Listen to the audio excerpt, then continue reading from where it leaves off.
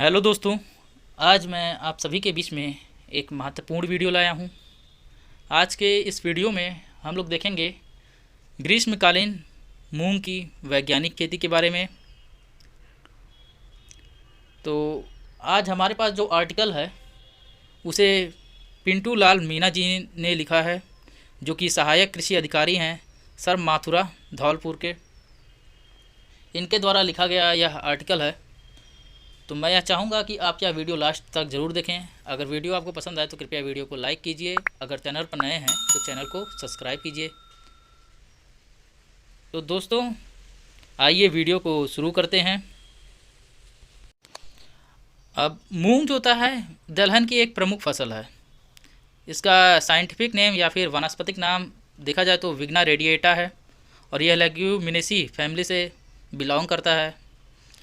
और मूंग के दानों में जो होता है 25% जो होता है प्रोटीन, 60% कार्बोहाइड्रेट और 13% वसा और अल्प मात्रा में विटामिन सी पाया जाता है।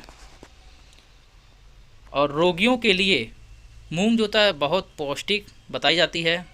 और मूंग की दाल से पापड़, बड़िया और लड्डू भी बनाए जाते हैं। और मूंग की दाल खाने में शीतल व पचने में हल्की होती है। और यदि हम इसकी फसल उगाते हैं तो नाइट्रोजनीकरण का काम करती है और भूमि में जो होता है नाइट्रोजन की मात्रा बढ़ाती है, जिसके बदौलत जो होता है अन्य फसलें भी अधिक उत्पादन देती हैं। जलवायु, तो मूंग की खेती के लिए जायद यानी गर्मी के मौसम में जो है इसकी खेती की जाती है। और इस फसल के लिए जो होता है अधिक वर्षा हानिकारक होती है। तो ऐसे क्षेत्रों में जहाँ पर 60 से 75 सेंटीमीटर तक वार्षिक वर्षा होती है मूंग की खेती के लिए उपयुक्त होती है। और मूंग की फसल के लिए गर्म जलवायु की आवश्यकता पड़ती है। अब है भूमि का चुनाव। मूंग की खेती सभी प्रकार के भूमि में सफलतापूर्वक की जाती है। और मध्यम दोमट मटियर भूमि जो होता है समुचित जल निकास वाली, जिसका पीएच मान 7 से 8 हो, इसके लिए उत्तम होती है। अब खेत की तैयारी, तो खेत की पहली जुताई हैरो या मिट्टी पलटने वाले रीजर हल से करनी चाहिए। और उसके बाद 2 से 3 जुताई कल्टीवेटर से करके खेत को अच्छी तरह भुरभुरा बना लेना चाहिए। और आखिर जुताई में लेवलर लगाना ज़रूरी है, और इससे खेत में जो होता है नमी लंबे समय तक बनी रहती है। और दीमक से ग्रसित भूमि को फसल की सुरक्षा के लिए क्विनोलोफास 1.5% चूर्ण 25 किलोग्राम प्रति हेक्टेयर के हिसाब से अंतिम जुताई से पहले जो होता है खेत में बिखेर दें। और उसके बाद क्या होता है जुताई करके उसे मिट्टी में मिला दें। अब आता है प्रमुख किस्में। तो मूंग में जो है पूसा बैसाखी, और इसकी फसल की अवधि कितना है 60 से 70 दिन का है। और पौधा जो होता है अर्ध फैलने वाला है, और फलियां लंबी होती हैं। उपज जो होता है इसका 8 से 10 कुंटल प्रति हेक्टेयर होता है। अब दूसरा है मोहनी। इसकी फसल की अवधि कितना होता है 70 से 75 दिन होता है। उपज 10 से 12 कुंटल प्रति हेक्टेयर होता है। और पीला मोजैक वायरस व सार्को लीफ स्पॉट रोग के प्रति जो होता है सहनशील होता है। अब अगला है इसी में पंत मूंग 1 है। इसकी फसल की अवधि कितना है 75 दिन है खरीफ में, और 65 दिन जो होता है जायद में है। और उपज कितना है 10 से 12 कुंटल प्रति हेक्टेयर है। और अगला है ML1। इसकी फसल की अवधि 90 दिन की है। बीज इसमें छोटा होता है, हरे रंग का होता है।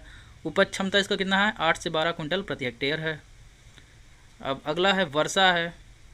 इसी की किस्म है, यह अगेती किस्म है, मतलब पहले बोई जाने वाली, और 10 कुंटल प्रति हेक्टेयर इसका उपज है। अब अगला है सुनैना है। तो मूंग की जो सुनैना भी प्रजाति है, यह 60 दिन की अवधि वाला है फसल, और उपज जो होता है 12 से 15 कुंटल प्रति हेक्टेयर है। और यह ग्रीष्म मौसम के लिए उपयुक्त है। अब इसी में अगला है जवाहर 45 या हाइब्रिड 45 भी इसको कहा जाता है। और इसकी फसल की अवधि 75 से 85 दिन है। उपज जो होता है 10 से 13 कुंटल प्रति हेक्टेयर है और खरीफ के मौसम के लिए यह उपयुक्त है। अब इसी में अगला है कृष्णा 11 है, अगेती किस्म है। फसल की अवधि जो होता है 65 से 70 दिन है। उपज क्षमता जो होता है 10 से 12 कुंटल प्रति हेक्टेयर है। अब इसी में अगला आता है पंत मूंग 3 आता है। फसल की अवधि जो होता है 60 से 70 दिन है और ग्रीष्म ऋतु में जो होता है खेती के लिए उपयुक्त होता है और पीला मोजैक वायरस और पाउडरी मिड्यूल रोग रोधक होता है। और इसी में अगला है अमृत किस्म। तो फसल की अवधि 90 दिन का है और यह जो होता है खरीफ मौसम के लिए उपयुक्त है और पीला मोजैक वायरस के प्रति सहनशील है और उपज क्षमता कितना है इसका 10 से 12 कुंटल प्रति हेक्टेयर है। अब अगला देखते हैं बीज की मात्रा व बीजोपचार। तो खरीफ मौसम में मूंग का बीज होता है 12 से 15 किलोग्राम प्रति हेक्टेयर लगता है। तो खरीफ मौसम में जो कितना है 12 से 15 किलोग्राम प्रति हेक्टेयर, जबकि जायद में 20 से 25 किलोग्राम प्रति एकड़ और 3 ग्राम थायराम फफूंदनाशक दवा से प्रति किलोग्राम बीज के हिसाब से उपचारित करने से बीज व भूमिजन्य बीमारियों से जो फसल सुरक्षित रहता है। मतलब भूमिजनित जितनी भी बीमारियां हैं उससे फसल को बचाया जा सकता है। अब इसी में आगे है 600 ग्राम राइजोबियम कल्चर को 1 लीटर पानी में 250 ग्राम गुड़ के साथ गर्म कर ठंडा होने पर बीज को उपचारित कर छाया में सुखा लेना चाहिए और फिर बो देना चाहिए। ऐसा करने से नाइट्रोजन स्थिरीकरण जो होता है अच्छा होता है। अब है बोने का उचित समय। तो बुआई जो होता है खरीफ और जायद दोनों फसलों में अलग अलग समय पर की जाती है। खरीफ में जून के अंतिम सप्ताह से जुलाई के अंतिम सप्ताह तक और जायद में मार्च के प्रथम सप्ताह से अप्रैल के दूसरे सप्ताह तक बुआई कर देते हैं। और कतारों के बीच की दूरी जो होता है 45 सेंटीमीटर और पौध से पौध की दूरी जो होता है पौध से पौध की दूरी 10 सेंटीमीटर उचित है। अब अगला है खाद्य और उर्वरक। तो खाद्य और उर्वरक के प्रयोग से पहले मिट्टी की जांच कर लें पहली बात, और फिर जो होता है कम से कम जो होता है 5 से 10 टन गोबर की खाद या कंपोस्ट खाद देनी चाहिए।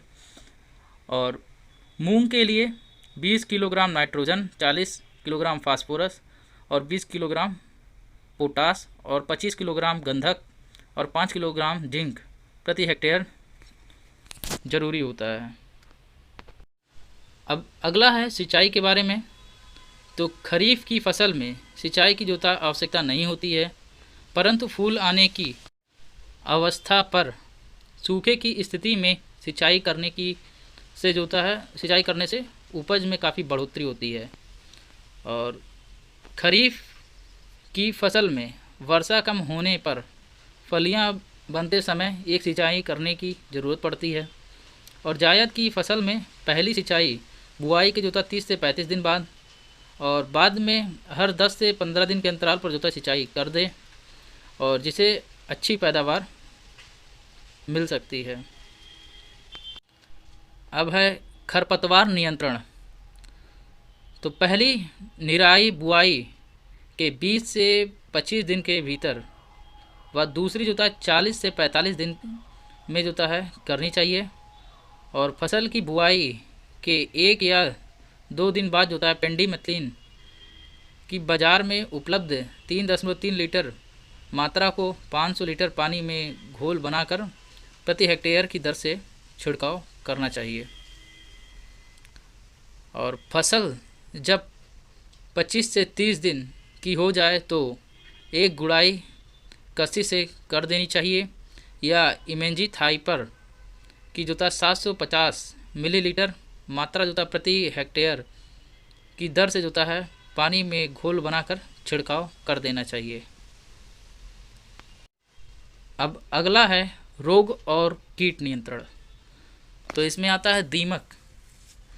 बुआई से पहले अंतिम जुताई के समय खेत में क्विनोलफास 1.5% या क्लोरोपाइरीफास पाउडर को जो है 20 से 25 किलोग्राम मात्रा को जो है प्रति हेक्टेयर की दर से मिट्टी में मिला देनी चाहिए।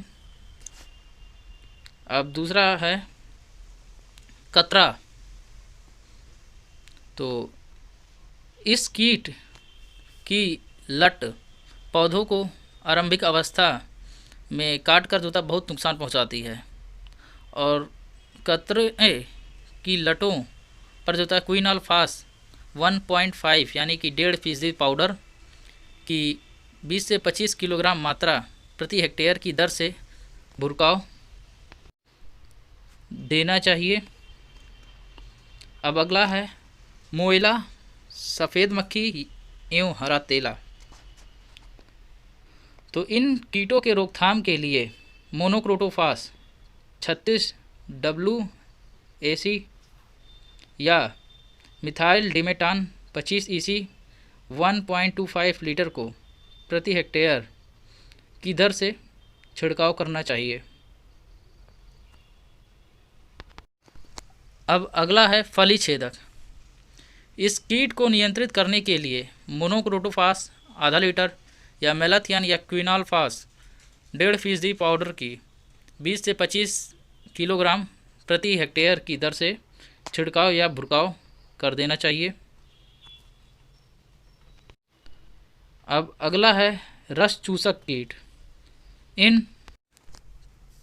कीड़ों की रोकथाम के लिए एमिडा क्लोरोपिड 200 SL का जो था 500 मिलीलीटर मात्रा का प्रति हेक्टेयर की दर से छिड़काव करना चाहिए, और आवश्यकता होने पर दूसरा छिड़काव 15 दिन के अंतराल पर कर देना चाहिए। अब चित्ती जीवाणु रोग। इस रोग के रोकथाम के लिए एग्रीमाइसिन 200 ग्राम या स्ट्रेप्टोसाइक्लिन 50 ग्राम को 500 लीटर पानी में घोल बनाकर प्रति हेक्टेयर की दर से छिड़काव करना चाहिए। अब अगला है पीतसीरा मोजैक। यह रोग एक जोता मक्खी के कारण फैलता है, और नियंत्रण के लिए मिथाइल डेमेटॉन 0.25% व मेलाथियन जोता है 0.1% मात्रा को मिलाकर प्रति हेक्टेयर की दर से 10 दिनों के अंतराल पर घोल बनाकर जो है छिड़काव करना काफ़ी प्रभावी होता है। अब अगला है तना झुलसा रोग। इसके रोकथाम के लिए 2 ग्राम मैनकोजेब प्रति किलोग्राम बीज की दर से उपचारित कर बुआई करनी चाहिए, और बुआई के 30 से 35 दिन बाद 2 किलोग्राम मैनकोजेब प्रति हेक्टेयर की दर से 500 लीटर पानी में घोल बनाकर छिड़काव करना चाहिए। अब अगला है पीलिया रोग।